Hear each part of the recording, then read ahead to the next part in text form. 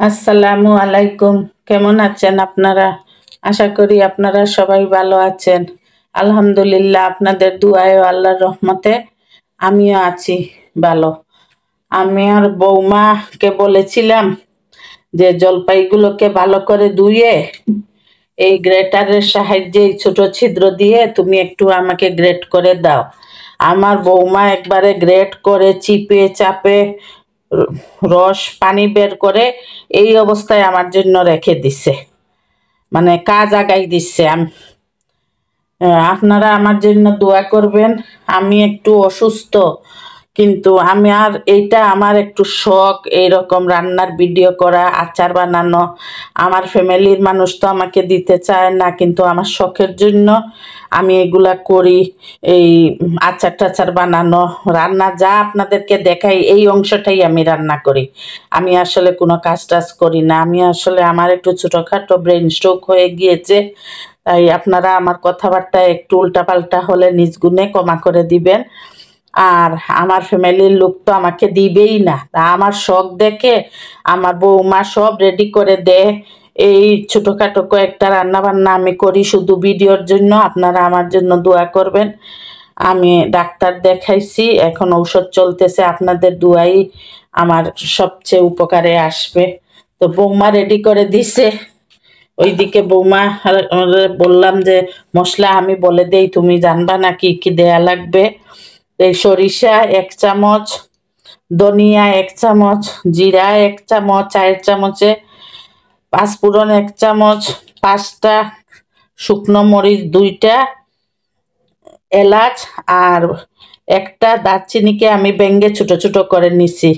তো এইগুলা আমার বৌমা এখন বেজে পুরো ভাঙবে না, ব্লেন্ডারে আদা ভাঙ্গা করে আমাকে দিবে। আর আগে বাজবে, বাজি তারপরে শুকনার তাওয়ায় বাজি আমাকে দিবে।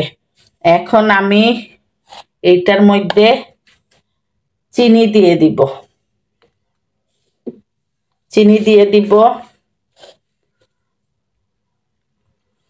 টক জাল মিষ্টি হবে তো, অনেক টক।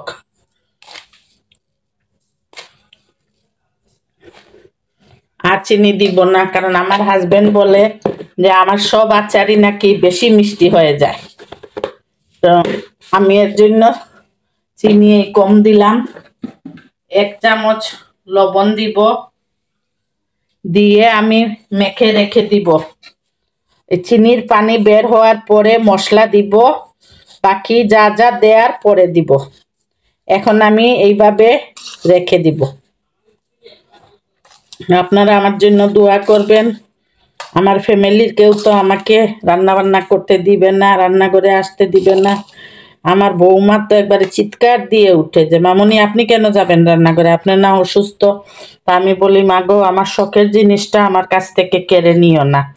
এটা আমার একটা শখ, আমার অনেক বছর থেকে একটু শখ ছিল যে রান্না করে আমি ফেসবুকে একটু আপলোড করব। আমার রান্না তো আর এত না, সাধারণ রান্না। আমি এখন চিনি মাখিয়ে লবণ মাখিয়ে রেখেছি। পানি বের হওয়ার পরে আমি বাকি উপকরণ দিব। আমি আচারের মধ্যে জলপাইয়ের মধ্যে লবণ আর চিনি দিয়ে ফেলেছি, এখন গলেও গেছে। এখন আমি মরিচের গুঁড়া দিব 1 চামচ, হলুদের গুঁড়া দিব আধা চামচ। আর এই মাত্র আমার বৌমা মশলার গুঁড়া করে যে যে মশলা আপনাদেরকে দেখাইছি গুঁড়ো করে দিয়ে গেছে, আমি সব দিয়ে দিব। আর একসাথে মাখিয়ে নিব। এখন একটা জিনিস বাকি আছে, তেল। আমি এখন সরিষার তেল দিয়ে দিব। এই আচারের হলো সরিষার তেল। যে কৌটার মধ্যে আচার রাখবেন সেই কৌটা বড়ে, আচার বড়ে তেল যেন উপরে উঠে আসে, এইভাবে তেল দিতে হবে, তাহলে আচার নষ্ট হয়ে যাবে। এটা রোদ্রে শুকাতে হবে না, ফ্রিজেও রাখতে হবে না। আমি একটু নেড়ে মিশাই লবণটা চেক করে নিব। আমি এই কাচের বয়মে এখন ভরে নিব। আপনারা যদি পেজ থেকে আমার ভিডিওটি দেখে থাকেন তাহলে লাইক কমেন্ট ও শেয়ার করবেন এবং ফলো দিয়ে আমার পাশে থাকবেন, লাইফস্টাইল উইথ বউ শাশুড়ির পাশে থাকবেন। আর যদি ইউটিউব চ্যানেল থেকে ভিডিওটি দেখে থাকেন তাহলে লাইক কমেন্ট ও শেয়ার করবেন এবং সাবস্ক্রাইব করে নেবেন। আর পাশে থাকা বেল আইকনটিতে ক্লিক করবেন যাতে ভিডিওটি আপনারা নোটিফিকেশন আগে পেয়ে যান। আর ওই যে আমি বললাম যে আমি অসুস্থ, কথা একটু আমার জড়াই যায়, আপনারা নিজ গুণে আমাকে ক্ষমা করে দিবেন। আপনারা এইটা প্লিজ ভাববেন না যে অসুস্থ মানুষ কেন ভিডিও করে, ওইটা আমার একটা শখ, আমার ফ্যামিলির কিন্তু নিষেধ। যতদিন পারি আমি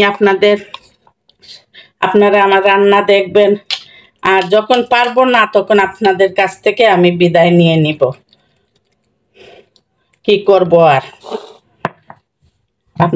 আপনারা বেশি বেশি করে দোয়া করবেন, এটা আমার অনেক বছর থেকে শখ।